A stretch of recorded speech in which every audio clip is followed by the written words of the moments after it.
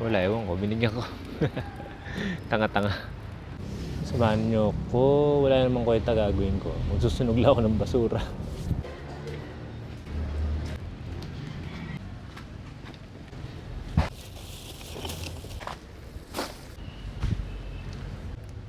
Minsan pag stress na stress ako.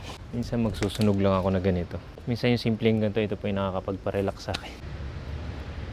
Noong nakaraan, nadali pa ako nung may food business kami, di ba, dito sa 13. May dumating, yung partner ko siya yung nagkakashare dito. Tapos ako daw yung hinahanap. Sakto may customer kami nun. So minamadali ko yung luto ko. Tapos paglabas ko, bumungad-agad sa akin, "Tol, patay na si daddy." Umaga yung ganito nagkabukol sa leeg. Tapos sinugod namin sa ospital, no? Pero wala na, hindi na umabot. Sabi niya gano'n. Tapos tinitignan ko lang siya. Sino ba to? Tropa ko ba to na... Ano ba to? Kababata ako na hindi ko na matandaan. Tapos tinatanong ko, saan yung banda?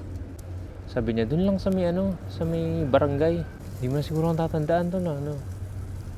Tapos sinundan niya ulit ng, lahat to, tinry pa namin isugod si daddy. Wala na, patay na talaga. Nagbabaka sakali lang, magsusulisit kami. Tapos binigyan ako ng yellow pad na may pangalan. Tapos yung amount na binigay nila.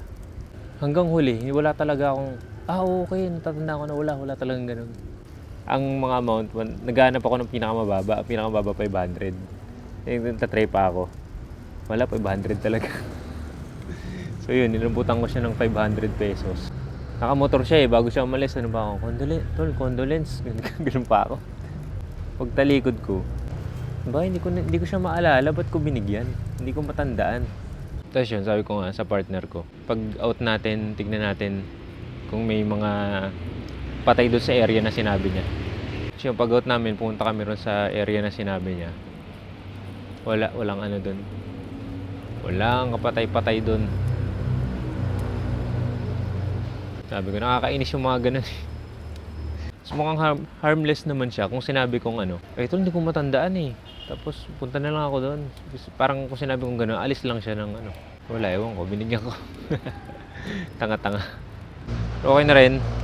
At least next time na posibleng malaki-laking scaman, mas na ako. Kaya kinabukasan nun. Kahit yung mga Shopee rider na nagde-deliver, parang gusto ko usisain Parang oobserbahan ko na mabuti. Isip ko kung iba na nagsasabi na ewan ko kung totoo yung hypnotize Pero siguro na lang yun, no? Parang dahilan na lang din na nagoyo ka. Ayun ko, sa experience ko kasi parang aminado ko ng tanga-tanga yung pinagagawa ko dun. Kumbaga, hindi ko nga kilala Hindi ko matandaan ba't binigyan ko? Yun lang. Another walang kwentang na naman. Content na naman. Lang. Thank you.